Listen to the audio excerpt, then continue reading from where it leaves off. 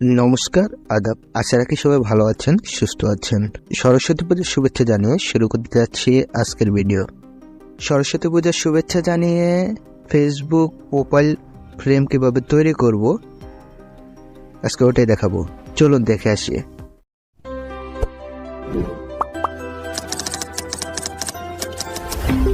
JD Tech Bangla Pro. Subscribe now. 𝐵𝐡𝐺𝐿ab অ্যাপে প্রবেশ করব। আপনি আপনার হাতে থাকা স্মার্টফোনটি দিয়ে যে কোনো 𝐵𝐡𝐺𝐿ab অ্যাপ ব্যবহার করতে পারেন।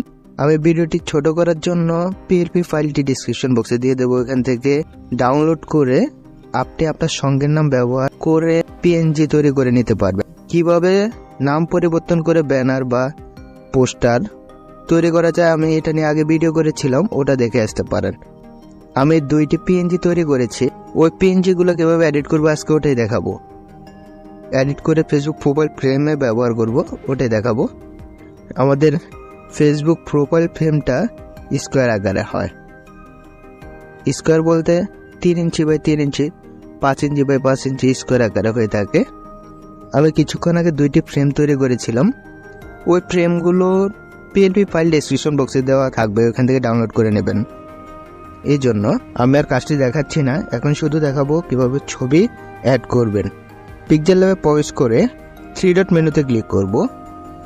ইউজ ইমেজ ফর গ্যালারিতে ক্লিক করব। গ্যালারিতে ক্লিক করে একটি ছবি সিলেক্ট করব। যে ছবি দিয়ে আমি ফেসবুকের প্রোফাইলটা দিতে চাচ্ছি ওই ছবিটা সিলেক্ট করব। সিলেক্ট করে 1:1 রেশিওতে ক্লিক করব। ক্লিক করে টিক বারে ক্লিক করব।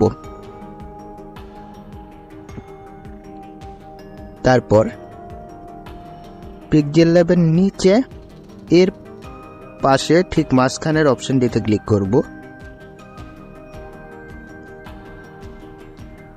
ইম্পোর্ট এ ক্লিক করব। ক্লিক করে এইমাত্র এডিট করা পিএনজিটি সিলেক্ট করে নেব।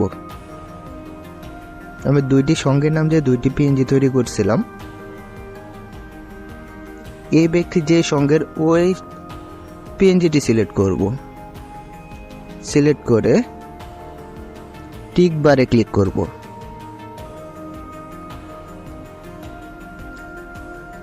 নিচে স্ক্রল করব, রিলেটিভ সাইজে ক্লিক করব।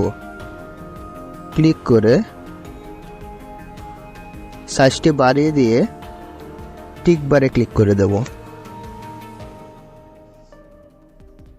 তারপর ছবিটি সেভ করতে হলে সেভে ক্লিক করব। সেভ এস ইমেজে ক্লিক করব।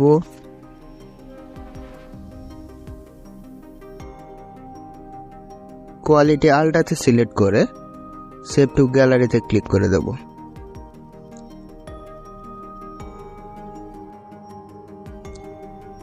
ছবিটি সেভ করা হয়ে গেলে ছবিটি ফেসবুকে পোস্ট করার জন্য প্রস্তুত হয়ে গেছে। ভিডিওটির সাথে থাকার জন্য ধন্যবাদ। ভিডিওটিতে একটি লাইক করবেন, চ্যানেলে সাবস্ক্রাইব করবেন এবং পাশে থাকার বেল আইকনটি বাজিয়ে দেবেন। যারা যারা ফেসবুক পেজ থেকে দেখছেন ভিডিওটিতে একটি লাইক করবেন, ফলো করবেন, শেয়ার করতে ভুলবেন না।